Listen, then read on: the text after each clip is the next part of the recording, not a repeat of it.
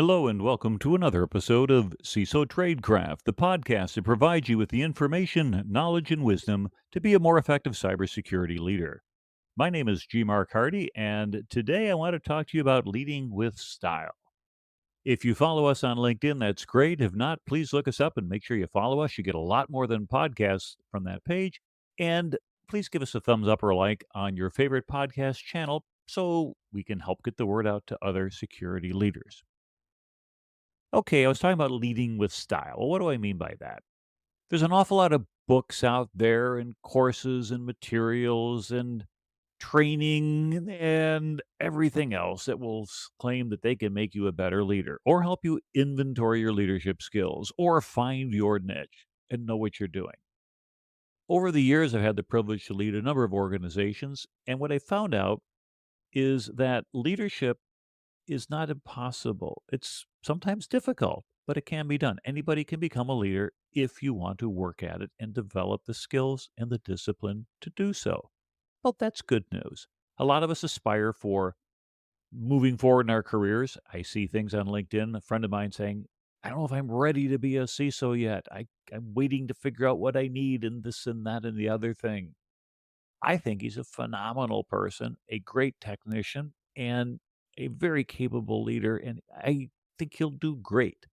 One of the difficulties for a lot of people, though, is lacking the self confidence, wanting to go out there and give it a try. One of the interesting things when it comes to leadership in identifying people who are going to become future leaders is knowing whom can we put in charge? Do we go ahead and say we're going to promote you because you're good? Are we going to promote you only because you've demonstrated already the skills that you want to have?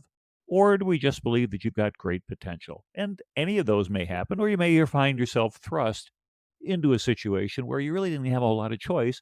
All of a sudden, you're the person, and people are looking to you saying, what do we do? What I'd like to do is share with you some ideas that I've learned by going through a number of different sources and see if there's any value for you here. I certainly can't teach you a career's worth of leadership skills in a short podcast.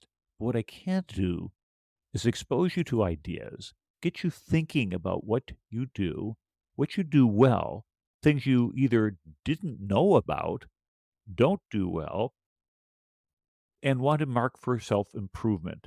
If any of that takes place, then this has been a worthwhile exercise. One of the things we find out then is that we want to be able to find people who can lead. And the question, of course, comes to, well, what is leadership?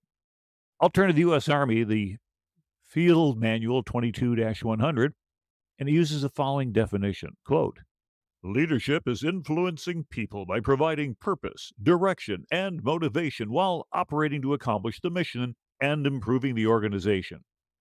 Okay, well, that sounds pretty good. And it's not just limited to the Army or the military as well. We all have missions and we all have organizations that we want to improve. In addition, we have to provide purpose, direction, and motivation to others. That's a pretty generic approach. Now, what's interesting is if you go ahead and do a Google search on leadership styles, you will find, in addition to the initial ads, a lot of different counts. I was kind of fascinated by the number of times that leadership styles were quoted. And the earliest that I could find was a study done by Kurt Lewin back in 1939, trying to identify different styles of leadership. And it was very influential and it was used for quite a few years. And his team had determined three basic styles. Number one, authoritarian or autocratic. The leader tells his or her employees what to do, how to do it, and doesn't even ask for advice. My way or the highway. Number two is participative or democratic. The leader includes one or more employees in the decision making the process, but the leader normally maintains the final decision making authority, meaning we'll talk about it, but I decide. And the third one is the delegative or laissez faire. And in there, the leader just allows the employees to make the decisions. However, the accountability for whether things work well or not does not get delegated out. You can't hand that away. You could be given the responsibility and the authority and give those to your people, but ultimately the accountability remains yours, even if you've delegated array other activities. Now, the top three sound interesting, but then I said, well, let's keep looking. And I found out that the University of Arizona offers four leadership styles in business. And the first three we recognize, but they did provide some examples of people, which I thought was kind of interesting. The autocratic, do it as you're told. And as we're coming to the end of the NFL season for some teams, we find out one of the best coaches in the history of the game, Bill Belichick, probably fits very nicely into that autocratic mode. I'm the coach, do as I say. Don't talk back, don't argue. And that works really well when you have an extraordinarily talented leader who knows exactly what needs to be done. Democratic leader, everybody participates. Let's go ahead and stimulate responses from the folks that are part of our team. Who would be a good example of that? Historically, probably Walt Disney, being able to motivate a whole bunch of people, animators, creators, people doing construction, real estate, the whole nine yards to be able to produce something amazing. Laissez faire, hands off. Example given there, Warren Buffett. Get smart people working for it, pick the smartest people you can find and point them in the right direction and get out of the way. But the university offered a fourth one, transformational. And they defined that as rallying people around a great vision. Now, they didn't give an example of somebody, but let me suggest perhaps Elon Musk. Now, I know he's getting in a lot of controversy these days. Twitter wasn't necessarily the best purchase in the world. A friend of mine said, yeah, he bought a crime scene.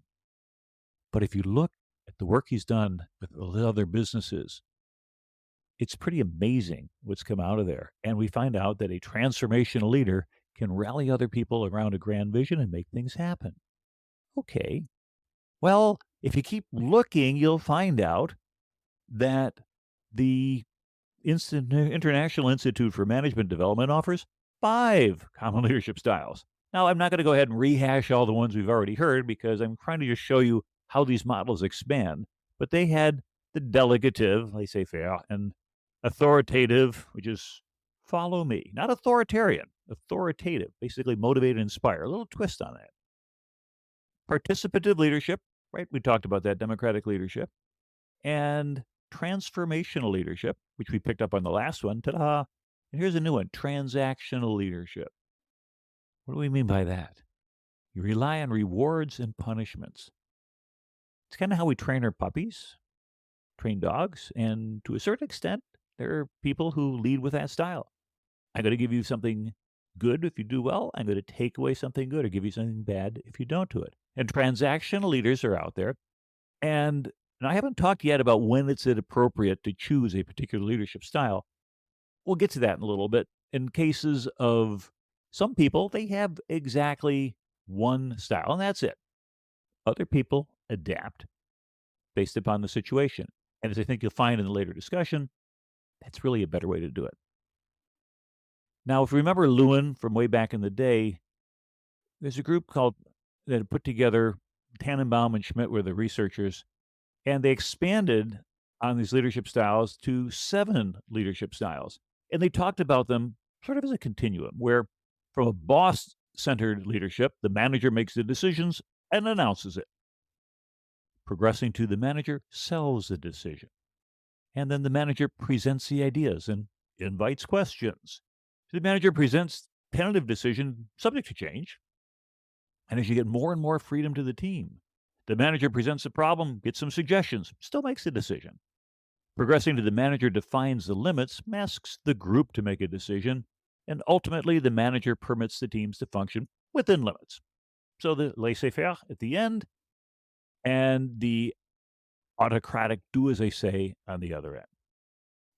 There's a lot out there, and there's a nice article on LinkedIn. I'll provide the links for all these things I always do in the show notes. Talking about autocratic, do as I say, authoritative, the visionary. Another one here, pace setting, do as I do, leadership by example. We've heard of that term, but it's the first time I got introduced now in one of these models. The democratic, the coaching.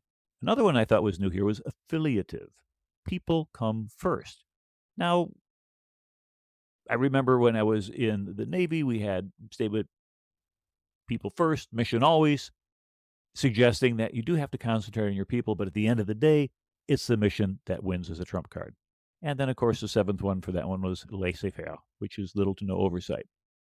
Okay, well, we've gone from 3 up to 5 to 7, 4 to 5 to 7. How about 8? I found 8 types of leadership. Emeritus Online has courses where they list democratic and autocratic and laissez-faire and transformational and transactional. And they introduced the term of coach-style leadership, which we understand. And it's not the authoritarian coach like we talked about before, where just do it this way or else, but more the person who coaches their subordinates into being able to achieve something better. They also introduced a couple others. Strategic leadership, a bridge between management and employees, suggesting that there is an in-between. Now, there's an important item to keep in consideration here when you're talking about the gap, if you will, between management and employees. And this is a lesson that we used to have to teach junior officers in the military and sometimes to other people as well. The word comes out from on high, and the boss says, do something, and you think it's a dumb idea. What do you do when you go talk to your people? You say, the boss has got this really dumb idea, but I guess we're going to have to find a way to do it. Well, no, that's not how you lead. And if you're trying to translate requirements from a higher level to a lower level, the best leadership style is you incorporate that higher requirement as your own command. Here's what we're going to do. Dun, dun, dun, dun, dun. And then you follow your own leadership style. People, groan and moan and things like that. Don't push back. Don't say, yeah, I know. I agree. It's pretty stupid, but we got to do it anyway. That's wrong. When you're issued a sense of direction, in the military, it's an order, of course, but not so much so in the civilian world. But when you've got clear direction of what to do, an effective leader is going to incorporate that in themselves and say, let's make this happen. Here's what we're going to do. It's coming from me. If people have earned the respect from you, they may not like it either, but because you're all behind it, they're like, yeah, okay, fine. I don't know what happened to G-Mark this week, but I guess we better do this because he's always been pretty good before. The other one there was bureaucratic leadership. That was introduced as the 8th one, and this from the Emeritus Online. Go by the book. Whatever the book says, do it. Now, the problem with bureaucratic leadership, from one extent, is that it allows for no flexibility, no creativity. It's a good fallback position when you're in a highly structured environment, or if you have junior people that they're just not familiar with their jobs. Unfortunately, some organizations that try to be innovative, that have an opportunity to do great things, if they're encumbered by a bureaucratic leadership culture and model, they're not going to be able to do that. And as a result, they're going to get very similar to results in the future as what they had in the past. They rely upon the external market to grow them. And when the market contracts and the economy contracts, they wonder, well, what's going on? We're just following the playbook. But the playbook was written for a different environment. Having the flexibility to be able to allow your people to make decisions is important. But again, I'll get to that in terms of when is it the right way to do that. Okay, up to 8. Is that it? But no, wait, there's more. I found with looking at the Torch Leadership Labs 10 leadership styles. 10, the autocratic, the transactional, the bureaucratic, and here's a new one, charismatic. Using your personality, persuasion, and charm to make things happen. We've all met charismatic leaders. Some of you may be charismatic leaders. Some people, you just follow them because, wow, this person just attracts your interest. They have a way of capturing your attention, capturing your desire to want to be like them, to do what they're doing. And that's wonderful. It's one of the leadership styles I'm not so sure is easily learned. In my opinion, and I'll leave it as an opinion, it's something you can either have or you don't. If you're not terribly charismatic, I'm not so sure you can go and get 50 cc's of charisma and boost that. You can change your behavior to become more likable, but some people just happen to be charismatic. In any case, we understand that, and that can work well as a leadership lab, leadership style, because people follow. There's transformational and coaching, and we talked about democratic, although it's the first time I think they had the term here, including the team members, the decision process, collaborative, laissez-faire. He's another one, servant leadership. You put the needs and the well-being of your followers first. In the year 2000, when I had one of my Navy commands, the chief of naval operations put out a reading list for all commanding officers, and one of them was a book on servant leadership. And he said, I expect all commanding officers to go out there and buy these books and read them. And I did. And I thought it was a rather interesting model. And it's a change of perspective. Instead of saying, well, tell me about your command. Well, I've got 170 people that work for me. No, I work for 170 people. I enable them to get their jobs done. I clear obstacles for them. I give them the resources to get things done. Now, that's a little bit different. You're no longer the center of power from an ego perspective. You use that power to help your people accomplish their mission. And if your focus is on that, you can be a servant leader. This is not talking about going around and getting coffee for your staff, but inverting, if you will, the power pyramid so that people understand that you're there to support them rather than they're there to support you. And in a way, it's a contract. I've got your back. You've got my back. When I was a Navy captain and had command, I would tell my people, I work for you. Now, I'm not going to be telling me what to do, but understand it from this perspective. You know your job, you have your task, you have your mission. But if somebody gets in your way, if you encounter an obstacle, someone outside this command is just not letting you get your job, I got your back. Give me a call, and these eagles will swoop in and clear that obstacle out of your way. But the other side is you have to have my back too. You have to get the job done, make things happen. And if there's going to be any issues, let me know early on. And that's an interesting contract to have. It's a social contract, if you will. It's not in writing. But if people know that, hey, the boss has got my back, the boss cares about me, you can get a lot done and you'll boost morale that way. I found in the Brand Minds blog 12 leadership styles for successful leaders. All the ones we've seen before, in a different mix, plus a visionary leader. But here they define their visionary leader as someone who can uncover hidden trends in the market, see things that other people can't, inspire people to go after that. When I attended the Army War College many years ago, it was a master's degree program. And one of the things they do is a 360 review. If you've ever done a 360 review, you're familiar with what I'm talking about. If you haven't, it is a formal process where they talk to not just your bosses, but your subordinates and your peers. And they ask, and you, of course, and they ask you all similar questions. How do you see this? How does your boss see this? How do your peers see this? And how do the people who work for you that you're accountable for see this? And what's interesting is when you get all these notes back, you sometimes see a real disparity. If you think you're doing a great job and your boss thinks you're doing a lousy job, that's kind of an aha moment. If you feel not very confident, but your boss thinks that you're the greatest thing, maybe I should boost that. But it's interesting looking at what your people think about it. And if you can do a 360 review correctly, where there's enough anonymization so that people aren't worried about retaliation or a improper feedback coming back the other way, you can learn an awful lot. And sometimes you'll find out that you think you're doing a great job for your people, but their perception is you only care about yourself. And therefore, what you want to think about is understanding how does that work. Now, the reason I brought that up on the question of visionary is that I always thought that I could see things. I used to do my predictions every year. In fact, I'm doing a talk later this week where I'm reviewing my predictions from 2022, and 6 of the 7 were spot on. Some of them were economics, some were geopolitical, some were technical. And every now and then, if you just get in the groove and you start to see things, you can say, I see something. Well, from a visionary perspective, what I found was interesting is on this 360 feedback is the Army War College psychologist and the staff said, well, Captain Hardy, the good news is that you're generally viewed as a visionary, and that seems to be your self-view as well. But what you need to do is you need to build a bridge back to your people. They'll follow you because you're the boss, and you get to where you're going. They're kind of amazed at where they end up. But you've got this all mapped out in your head. You're around the river and over the river and through the woods, and they just see the next block.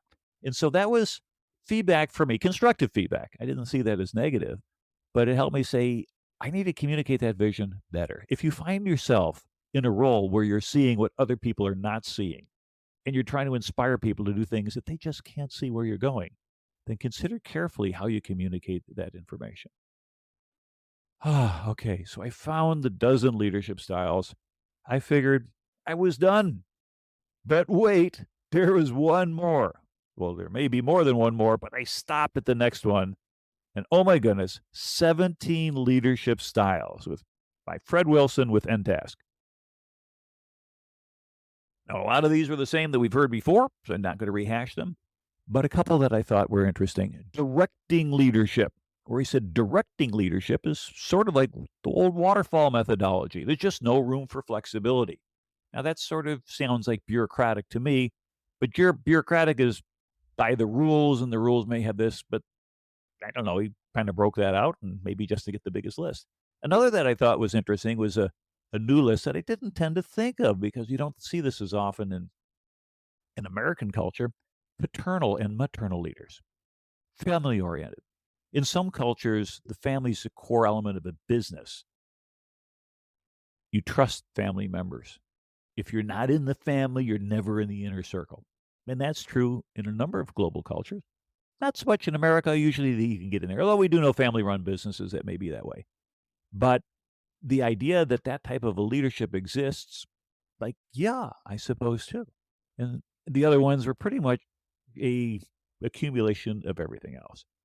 All right, great. So we've got all this stuff on leadership, but none of that tells you what you can do or how to do it or what you should be doing about it.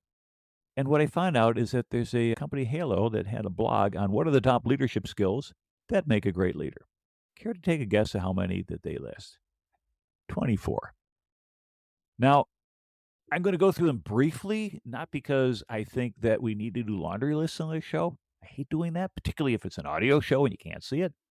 But I want you to mentally check through this list with me as I go through and say, yeah, I'm really good at that. Or I could get better at that. Or what the heck are you talking about? Active listening. Active listening doesn't mean getting ready to say back the next thing. It means being quiet and absorbing what people are saying and then repeating back to them. What I heard you say is this. You give them the opportunity to speak and you focus on what they're saying. So often we're focused on what we're going to say back, and the dynamics of our meetings are such that there's a competition to get in, waiting for the other person to take a breath so you can jump in. And there's different approaches for that.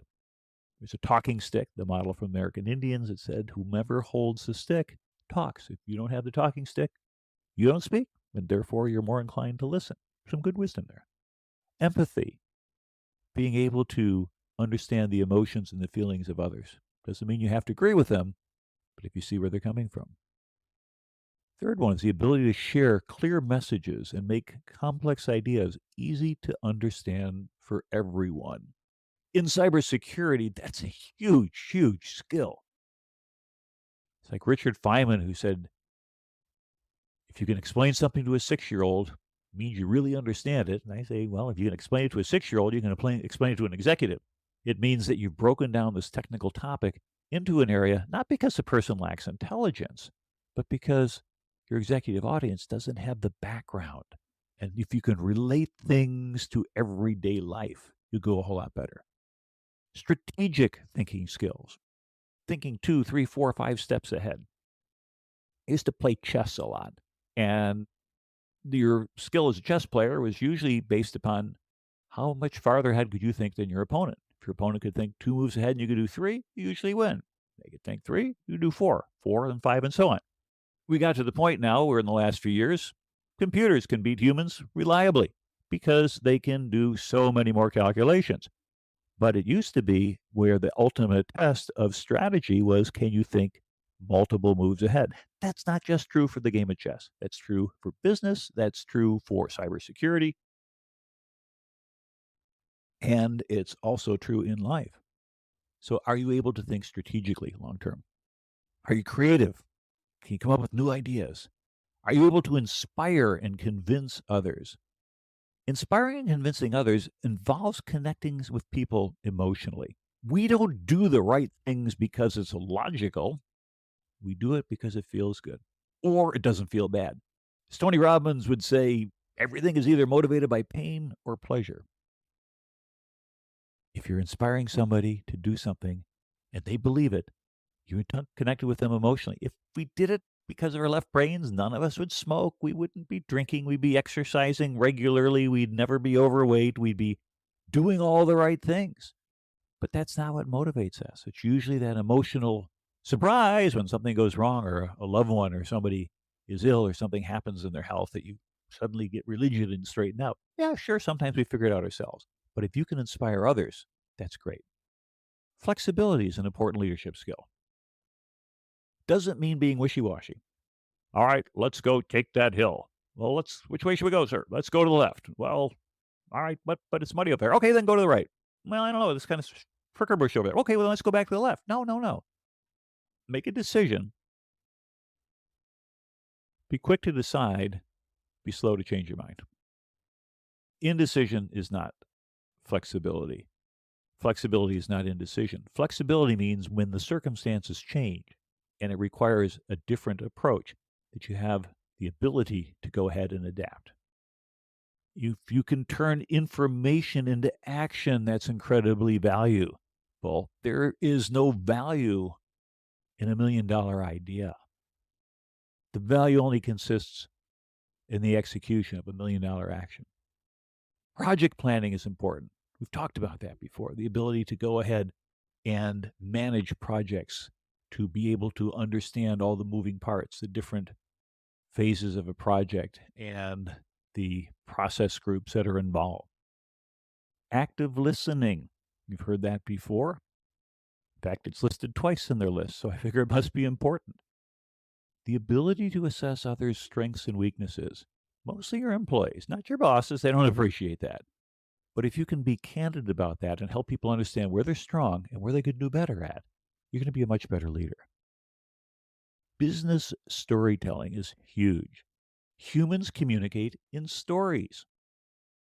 It's how we culturally have passed things along. It's why we have the Iliad and the Odyssey, and we also have other stories from way back when there even wasn't a written language. It's much more difficult to remember a whole series of different random words than it is to remember a story. We remember the verses from songs, but yet we take a book and say, remember 2 sentences, all the words. Hard to remember. Tell people they can sing you 100 songs, but they say, give me 5 consecutive verses out of the Bible that aren't at the beginning of Genesis or something. Unless you're a really good biblical scholar, you'll be often hard pressed to it, because we tend to think not in terms of words, but in terms of stories. So tell stories and get good at that. Time management is important because we all get the same amount of time every day. The president gets the same amount of time as an unemployed person. Just do different things with it. The ability to build trust is important. Trust is cumulative, takes time. People don't necessarily trust you, and trust is not transitive. Transitive is an old mathematical property. If you remember it from your classes, if A equals B and B equals C, then A equals C. Pretty straightforward. But if I trust you and you trust her, should I naturally, automatically trust her? Not necessarily. I have to build that trust independently. And as a result, if I'm asking you to trust me, that's going to take a little bit of time and confidence. And if I violate that trust, then it's going to be very difficult and sometimes not even possible to regain it. Strong communication skills are important, and that goes beyond storytelling. It's being able to get information out, speak clearly, not and and and all those fillers that are often in communications for people who don't communicate a lot, and being able to convey a message succinctly and clearly and making sure the other people get it. It's great if you're positive. Positivity goes a long way. It's contagious. People will follow you because you are excited about what you're doing. Reliability is important. Secret to success? Just showing up for the most part. And if we think about it, being regularly there is important. I had the record in my high school for perfect attendance 7 years in a row. Now, I don't know if that counts as reliability or just stubbornness and not refusing to stay home if I got sick. But the point is I've always felt if you're supposed to be there, be there. And if you're able to go ahead and be reliable, people will consider you a stronger leader. Management skills, we say management differs from leadership. There was Grace Hopper who says you manage things, you lead people. And we can cover those differences on another show. And we have, but the ability to go ahead and execute the budget, to complete a project plan on time, and to be able to dot the I's and cross the T's on your reporting. That's great management. Here's another one, the ability to align employees with the company values and goals. Wow. Do you have a company value statement? Do you have a company mission statement? Do you have a personal mission statement? Dr. Stephen Covey encourages people to have done so. I remember I took a Covey course years ago where he wrote out a personal vision and mission statements. And this is the first time I actually wrote one down. I got to tell you, the next year or so, I accomplished so many things that were hang fire in my life. I thought about getting my MBA for years. Later that year, I enrolled and finished my MBA. I had thought about doing a bunch of things. I executed them. And what you find out, though, is that if you can get the employees aligned with the company values and goals, you're much more likely to get them to focus their time and energy and effort in the positive direction. People have something to do. We all get the same amount of time. But if they're excited about where they're going, they're not going to waste their time. Vision is a key element of leadership. When I used to teach leadership courses in the military, we'd say, what are the characteristics of a leader? And every time that would come up, and I agree, the vision, being able to see and then communicate a future state that other people can understand and be motivated to go after, is huge. Recruiting skills. We don't just have to rely on HR. What if you don't have an HR department? What if you're a small business?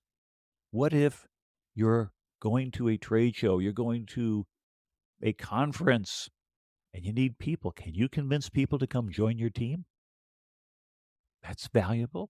Persuasion skills. We've talked about Dr. Robert Cialdini and the principles of persuasion in a very early show, but being able to convince other people to do things. The ability to help employees find meaning at work.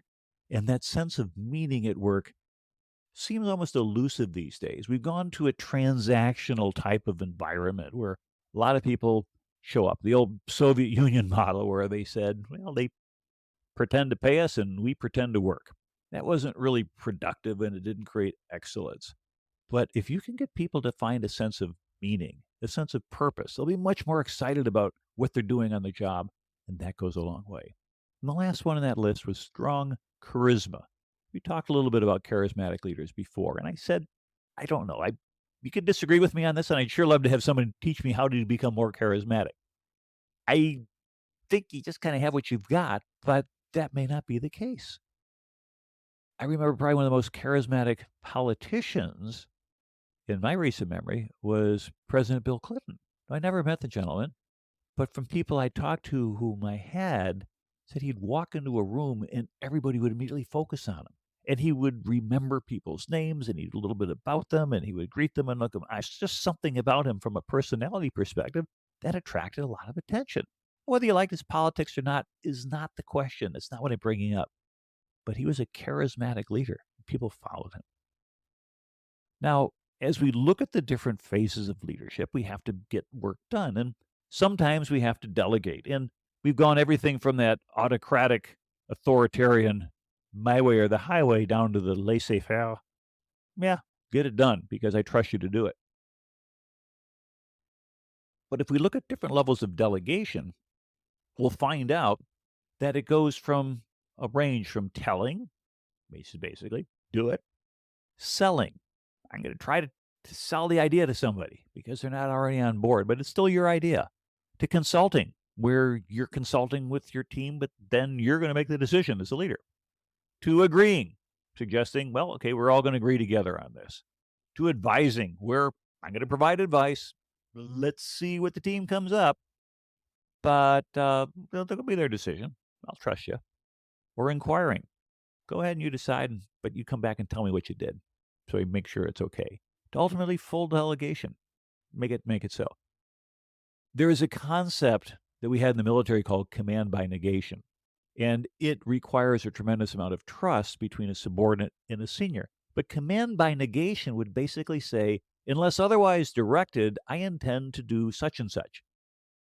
You're basically telling the boss, if you don't want me to do this, say no. If I don't hear back from you, this is what I'm going to do. And that unless otherwise directed had an acronym, UNODIR.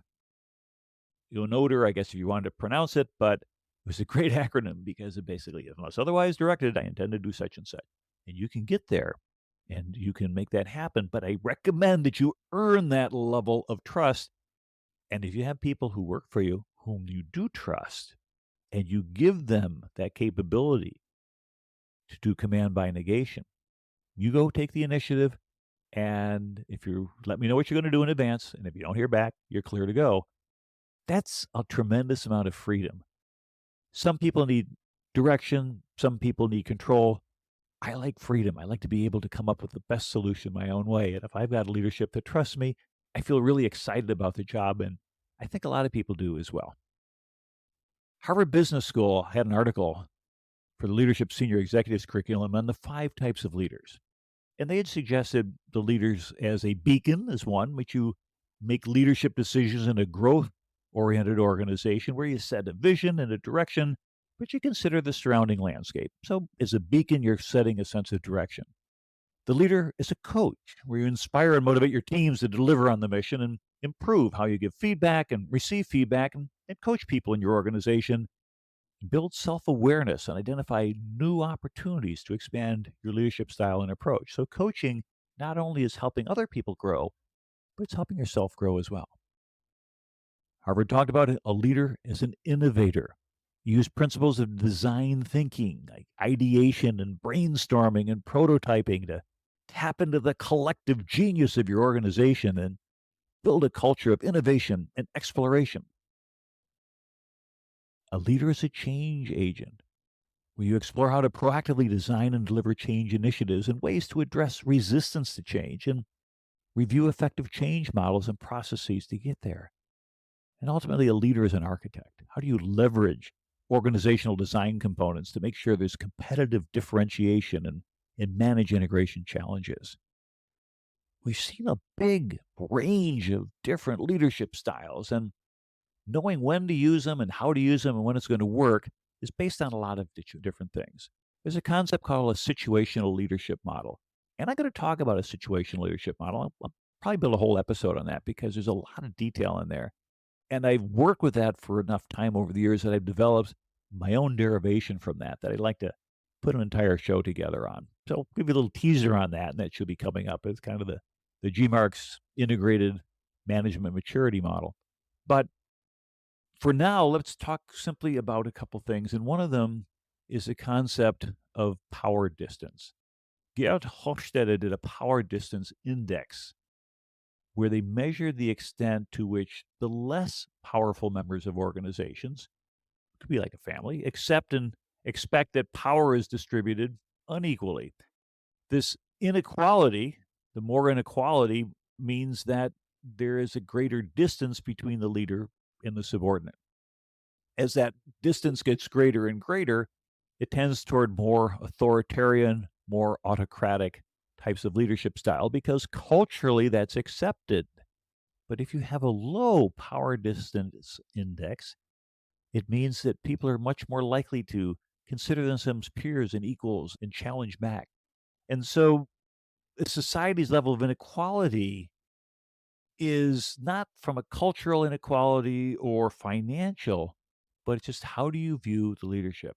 What I thought was interesting is in that power distance index, and you can look up a whole bunch of countries on there. The one that had the highest number, the greatest distance culturally from the leader to the follower was what? Any guesses? I don't think I would have guessed this. I've been there, but I wouldn't have guessed it. Malaysia, 104, almost off the scale. Followed 94 and 95 by Philippines, Guatemala, and Panama. And then Mexico and Venezuela. So it's interesting that there seems to be a great power distance. And most of these last countries, the last 5, were Hispanic culture. Then you get down to around 80, China, Egypt, Iraq, Kuwait, Lebanon, Libya, Saudi Arabia, UAE. Now we're looking at Arabic countries. Again, a significant power index. Meaning what? If you're the boss, you can issue orders. People aren't going to talk back. Culturally, now that's not everybody. I always hate these general broad brush items because it's a form of stereotyping, but not a negative personal stereotyping, just sort of a cultural, but it's a cultural expectation. The United States is 40 on that scale. Remember, Malaysia is 104. At the very bottom, the flattest models, if you will, in terms of cultural. Denmark at 18, Israel at 13, and at 11, any guesses? Austria. Now, it's interesting because when you look at those significant cultural differences, if you are a multinational business or you find yourself as an assignment working at a different country, you have to recognize, as one of the things you should look up is, well, what's the expectation? If you go to a place like Denmark and you're my way or the highway, it's not going to work. You're going to expect people to talk back at you. There's going to be people who aren't going to just say, hey, just because the boss said it, do it. Wait, let's figure this out. Let's work it out. It doesn't mean it's a less effective model. Just as being authoritarian doesn't necessarily represent the best model. Because what if the boss is wrong? Then everybody goes like a good lemming over the cliff, and it doesn't work too well.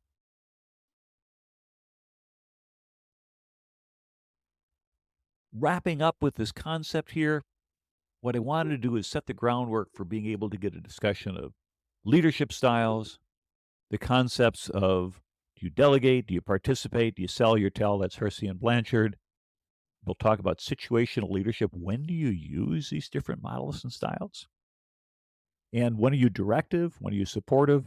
When is it appropriate to be a coach? When is it appropriate to be specific? And then we'll look at how teams go through different phases. I'm going to cover all these in a different episode because, well, quite honestly, put together enough material for 2 shows, and I want to make sure I respect your time and stay within my time limit. So let's kind of summarize. What we find out is that there's a lot of different leadership models out there.